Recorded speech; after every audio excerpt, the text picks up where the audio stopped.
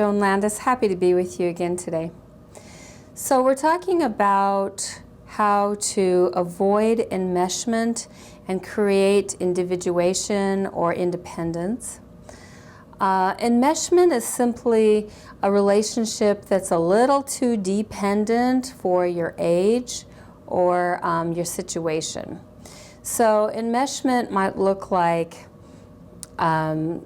being with each other physically a lot, and always taking the other person's side or point of view, feeling what they feel, not being able to get a little emotional distance from each other. My grandmother used to say, you know, something's a little bit wrong if you can't cut a piece of pie without running over to give some to the neighbors. And that's kind of an example of being a little too enmeshed in a relationship that needs healthier boundaries. And so one of the things that we need to do if you have an enmeshed relationship, that means that you're a little too close to each other. You almost feel like you're almost the same person. You feel totally responsible for the other person. You can't let them make their own mistakes. You can't let them sit in their own distress. You have to save them and rescue them.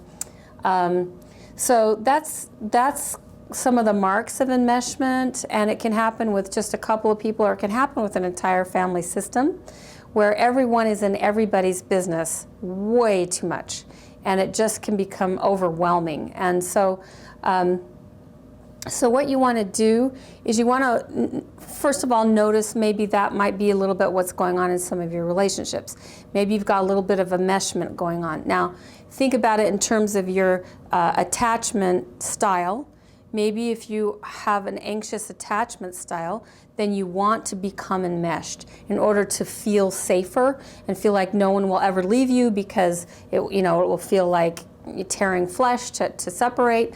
And so that could be part of what's going on if you feel like that there's just a little too much closeness everywhere. So number one, just be aware of it. You know, it's like, wow, maybe this is a little bit out on the spectrum, and you might want to consult with someone. You might want to consult with a counselor or a pastor, priest, or trusted friend that has seen a lot of human relations, and describe or have them give a little bit of counsel to you about whether your family system or your relationship with somebody else is a little too enmeshed.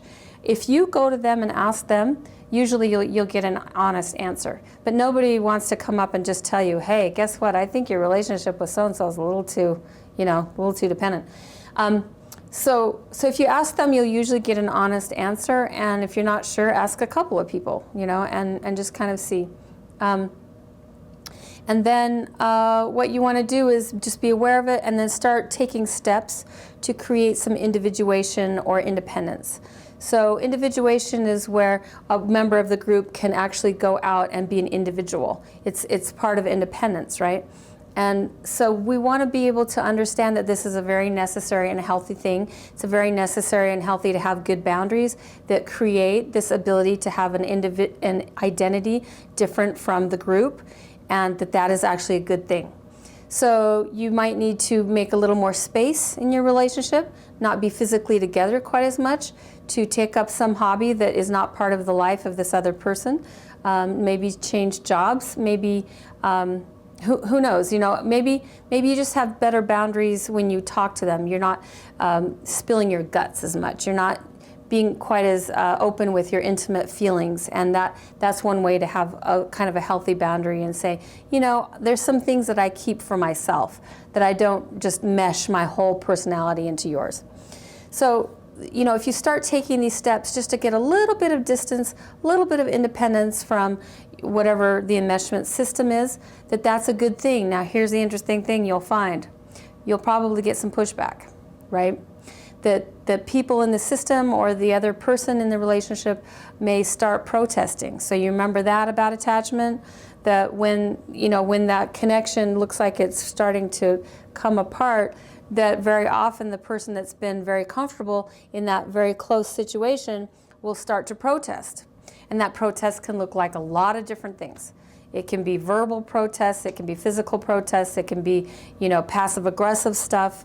But you have to almost be prepared for it, really.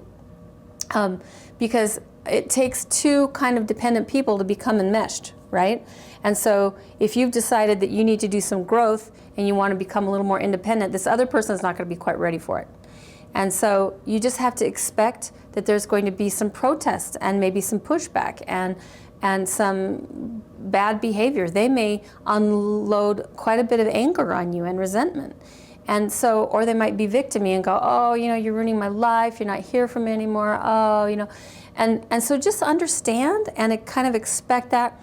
That doesn't mean that what you're doing isn't good. Okay? Just because someone is protesting doesn't necessarily mean that it's not right for you to do. Okay? And so if you can kind of understand that that may happen, then what you need to do is reassure the person. Okay? You don't just want to take off half-cocked and just say, well, too bad, you're just immature.